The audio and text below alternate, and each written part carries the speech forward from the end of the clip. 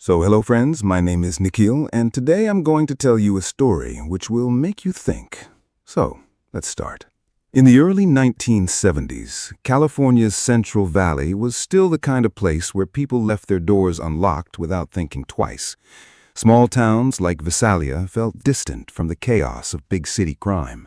Neighbors knew each other, children played outside late into the evening, and the nights were usually quiet, broken only by the sound of crickets and distant farm equipment. But something unusual began to disturb that calm. It started with break-ins. At first, the reports didn't seem connected. A back door forced open here, a window screen cut there. Nothing valuable was taken in most cases, just strange, random items.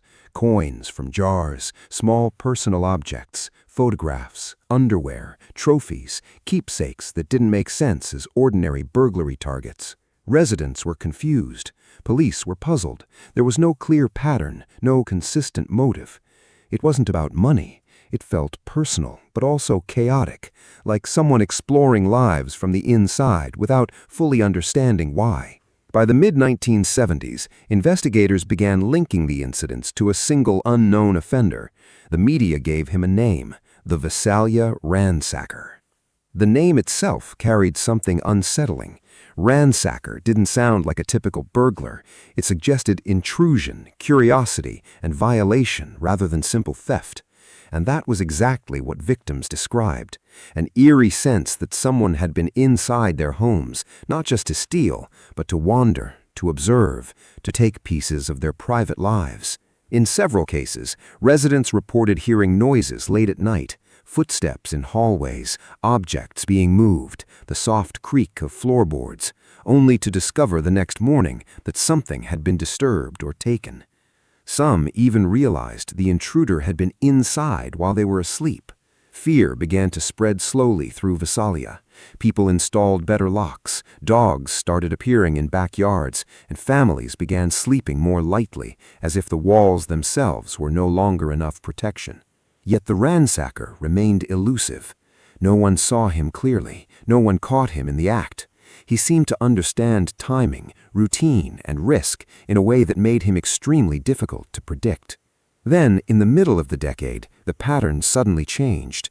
Around 1976, a new wave of crimes began appearing, this time in the Sacramento area.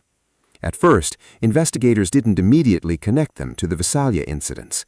The geography was different, the behavior was more aggressive, and the violence had escalated into something far more alarming. The media gave this new offender a new name, the East Area Rapist. Unlike the earlier burglaries, these attacks were no longer about quiet intrusion. They involved carefully planned home invasions, often late at night when victims were most vulnerable. The attacker would enter homes after studying routines for days or even weeks, ensuring he understood when occupants would be alone, when they would sleep, and how the household was structured. One of the most chilling aspects of his method was control. He didn't rush, he didn't act randomly. He would isolate victims, often binding them and creating a terrifying sense of helplessness. He would move through homes with patience, as if he had all the time in the world, carefully maintaining dominance over every situation. Before entering, he often disabled communication, cutting phone lines or tampering with security measures, ensuring that once he was inside, there would be no immediate way to call for help. It was a calculated approach, designed to delay discovery and maximize control. What made the case even more disturbing was how organized it felt. This wasn't impulsive violence, it was structured, almost rehearsed. Communities across Sacramento began living differently. People checked doors multiple times before bed. Curtains stayed closed. Every unexpected sound triggered suspicion. The idea of home, the one place meant to feel safe, had been fundamentally shaken. And still, the attacker remained invisible. Then, as the late 1970s approached, the pattern shifted again. The crimes began moving south, spreading toward Santa Barbara and Orange County. The distance between incidents grew, but the fear only intensified. With each relocation, the violence appeared to escalate. What had once been invasive and psychological now began showing signs of even greater brutality. By this point, investigators were beginning to suspect something far more complex, that the Visalia Ransacker and the East Area Rapist might be the same individual, evolving over time, adapting his methods and expanding his reach. But they had no identity, no clear lead, only patterns, survivors' accounts, and the growing sense that this offender understood something critical about evading capture. And as the 1970s drew towards its end, one question began to haunt law enforcement and communities alike. Was this still just one man moving through California, or something far more dangerous than anyone had yet realized? By the mid-1980s, the pattern of terror that had stretched across California began to change in an unsettling way. The break-ins stopped, the assaults stopped, and then, without warning, the silence began. There was no final message, no known arrest, no confirmed death, just an abrupt disappearance, as if the person responsible had simply stepped out of the world he had controlled for more than a decade. To the public, it felt like relief. To investigators, it felt like unfinished business, because nothing about the case had ever been resolved. Over the years, evidence collected from dozens of crime scenes was carefully preserved. At the time, it wasn't enough to identify a suspect, but it was enough to prove something critical. The same offender was responsible across multiple jurisdictions in California. Different names had once been used: Visalia Ransacker, East Area Rapist, and later the South California assaults. But forensic work eventually tied them together into one continuous trail. A single offender moving like a shadow across counties, adapting and escalating. It was this unified theory that later inspired crime writer Michelle McNamara to give him a name that captured the scale of the case: the Golden State Killer. The name stuck immediately. It wasn't just a label, it became a symbol of how far the crimes had spread across California and how long the mystery had endured without resolution.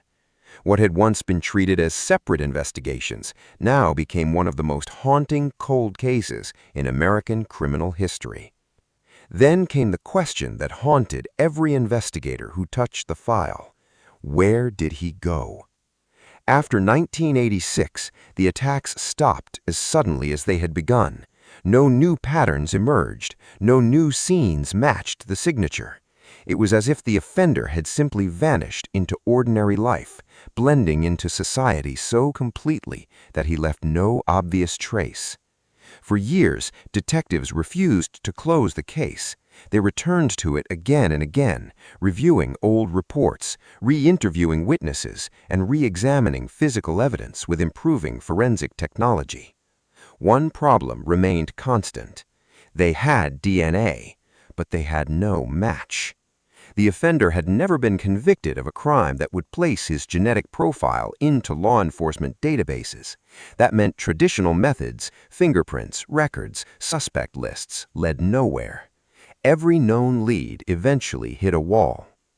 As decades passed, the case became a symbol of frustration in law enforcement circles, a reminder that even the most carefully gathered evidence meant little without a name to attach it to. Still, investigators never stopped preserving what they had. And then, in 2018, a breakthrough emerged from an unexpected place. Not a police lab in the traditional sense, but a growing field of public genetic genealogy. Instead of searching criminal databases, investigators began exploring online DNA platforms used by everyday people tracing family trees. These databases contained genetic profiles voluntarily uploaded by users who wanted to find distant relatives, build ancestry maps, or reconnect with lost branches of their family history. For the first time, law enforcement had a new idea. What if the suspect wasn't in the system, but his relatives were?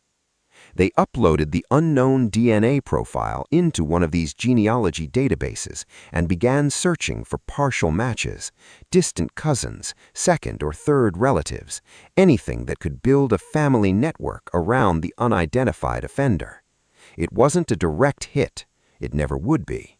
But slowly, piece by piece, a genetic map began to form. Family lines emerged. Shared ancestors appeared. Branches of a long-forgotten tree started to connect in ways that pointed investigators toward a single, narrowing path. From thousands of possibilities, the circle began to close. And for the first time in over 40 years, the silence of the Golden State Killer case started to crack, not through a confession, not through a witness, but through the hidden code carried inside human DNA itself. As the genetic genealogy work progressed, investigators were no longer dealing with vague possibilities. They were reconstructing an entire family network stretching back generations. Each DNA match found in public genealogy databases acted like a thread. None of them directly identified the suspect, but together they formed a pattern. Shared ancestors, branching descendants, and overlapping family lines that slowly began to converge. Genealogists working with law enforcement built massive family trees by hand, sometimes mapping hundreds of relatives across multiple generations. They moved backward in time to common ancestors, then forward again through descendants, eliminating individuals one by one based on age, location, and historical records. It was slow, meticulous work, more like historical reconstruction than traditional police investigation. Eventually, after narrowing down branch after branch of the family tree, the focus tightened on a specific lineage tied to a set of great-great-great-grandparents. From that point, investigators began tracing forward through descendants who were alive during the period of the crimes. Among them, one name kept appearing as a strong candidate based on timing, location, and absence of disqualifying records.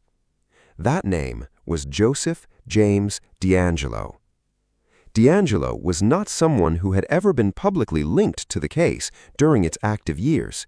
In fact, he had lived what appeared to be an ordinary life after leaving law enforcement. He had worked as a police officer in California during the earlier years of the crimes, ironically in areas not far from where some of the earliest offenses had occurred. Later, he settled into retirement in suburban quiet, blending into the same communities that had once been terrorized.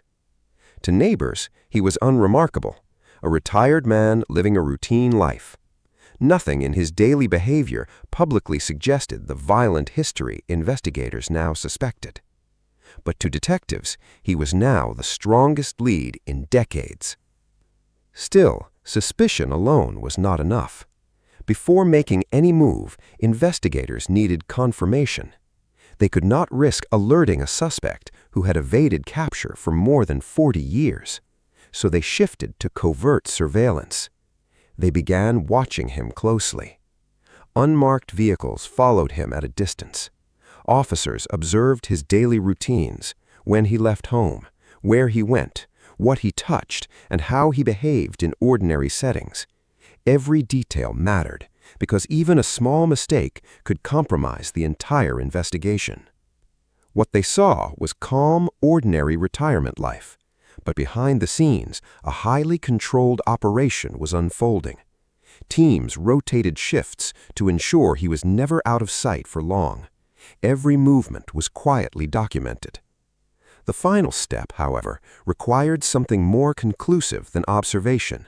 They needed DNA, but not in a way that would alert him. So investigators used a method that had become increasingly important in modern cold case work: surreptitious collection of discarded genetic material. Anything he threw away, items that had come into contact with his skin or saliva, became potential evidence. One of the most critical moments came when detectives retrieved discarded items from his trash.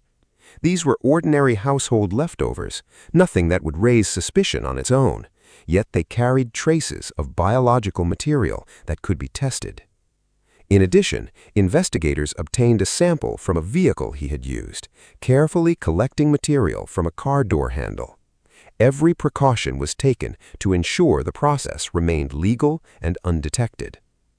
Those samples were then compared directly with DNA evidence preserved from decades-old crime scenes. The result was decisive. The genetic profile matched. After more than 40 years of uncertainty, the evidence finally pointed clearly to one individual. The shadow that had moved across California in the 1970s and 1980s now had a name supported by modern forensic science.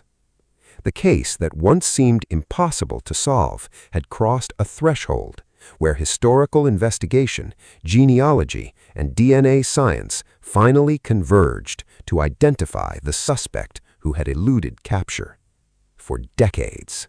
By April 2018, the decades-long investigation had reached a point where silence was no longer an option. The evidence was no longer theoretical, and the genetic trail that investigators had carefully constructed over years had finally converged on a single person. On a quiet morning in Citrus Heights, California, law enforcement officers moved in. The suspect was Joseph James DeAngelo, now 72 years old. He had been living in a suburban home, appearing to those around him as an elderly retiree with no visible connection to the terrifying crimes that had haunted California for over 4 decades. When officers arrived, there was no dramatic chase, no confrontation in the street. The arrest was controlled, deliberate, and carefully executed to prevent any risk of escape or evidence destruction. DeAngelo was taken into custody from his home in Citrus Heights, ending one of the longest and most complex manhunts in American history. Inside hours, the news broke publicly. The Golden State Killer had been captured. For the public, the revelation was almost difficult to process.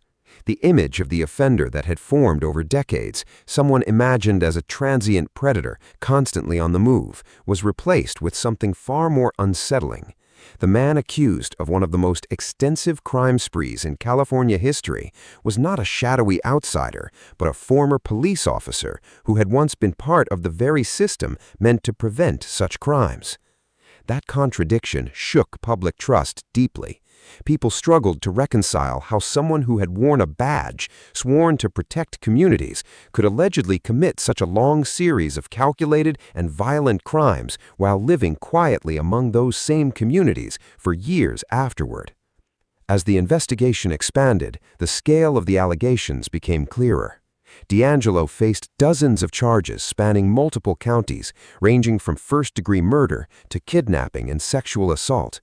Each charge represented a separate incident, a separate night of terror for victims who had lived for decades without knowing if their attacker would ever be identified. The sheer volume of accusations reflected something staggering. This was not a single event or even a short crime spree. It was a sustained pattern of predatory behavior that stretched across years, regions, and victim groups, leaving behind a wide trail of trauma. Survivors and families of victims watched closely as the legal process began. For many, the arrest reopened old wounds, but it also brought a sense of long-delayed recognition. After decades of uncertainty, there was finally a face attached to the fear that had haunted them. But the most important question now shifted from identification to justice. In 2020, as the case moved toward trial, prosecutors prepared for what have been one of the most complex and emotionally exhausting courtroom proceedings in California history. Dozens of survivors would have been required to testify, recounting events that had shaped their entire lives. The legal process, while necessary, risked reopening trauma on a massive scale. To avoid this, and to ensure a guaranteed conviction, a plea agreement was ultimately reached. Joseph James DeAngelo agreed to admit responsibility for the crimes attributed to the Golden State Killer. In exchange, he avoided the death penalty. In court, the admissions marked a final turning point. The man who had remained unidentified for more than 40 years was now officially acknowledging the full scope of his actions. The case that once seemed like an unsolvable mystery had reached legal closure. For survivors, families, and investigators, the moment was complex. There was relief in confirmation, but also a deep emotional weight in hearing decades of suffering reduced to formal legal statements. The courtroom did not erase the past, but it did finally bring accountability into the open, closing one of the most enduring and haunting chapters in modern criminal history. The courtroom in Sacramento became the final stage of a case that had stretched across nearly half a century of fear, uncertainty, and unanswered questions. By the time sentencing arrived, the trial had already transformed into something larger than a legal proceeding. It had become a public reckoning. Survivors, family members of victims, investigators, and journalists filled the courtroom, each carrying decades of emotional weight into a single space. One by one, survivors stepped forward. Some spoke in steady voices.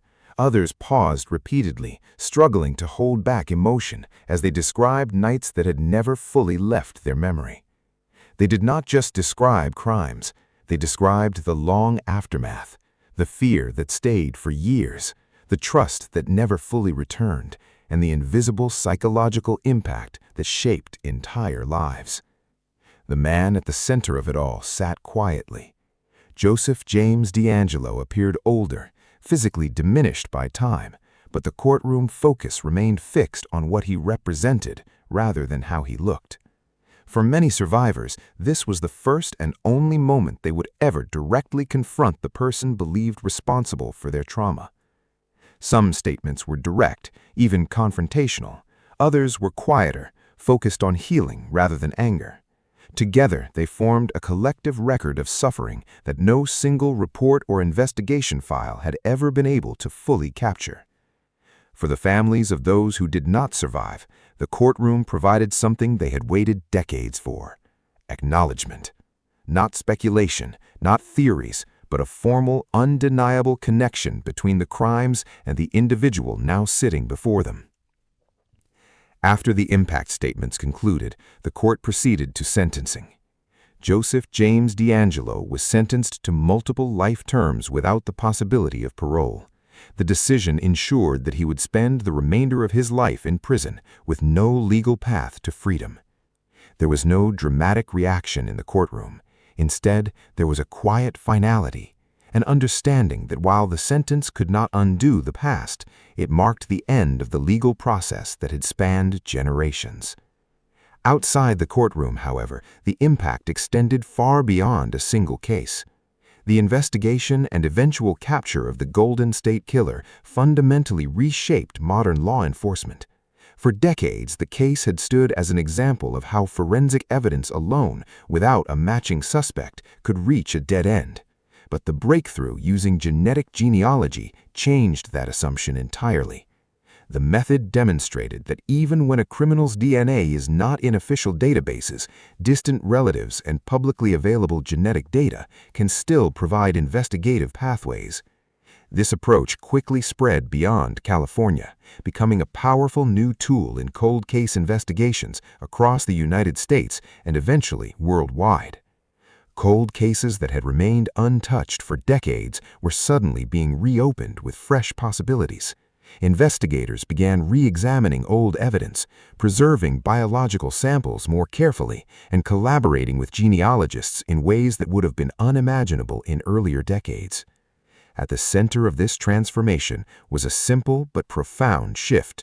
DNA was no longer just a tool for confirming identity. It had become a map of ancestry, capable of revealing connections across generations. The case also reinforced another reality. Time does not erase evidence. It only waits for technology to catch up. The capture of the Golden State Killer became more than the conclusion of a single investigation. It became a turning point in forensic history, a demonstration that persistence, combined with scientific advancement, can eventually break even the most seemingly impossible cases. And while justice arrived after more than 40 years, it arrived through a method no one in the 1970s could have predicted. Not eyewitness memory, not traditional detective work alone, but the silent record carried inside human DNA itself.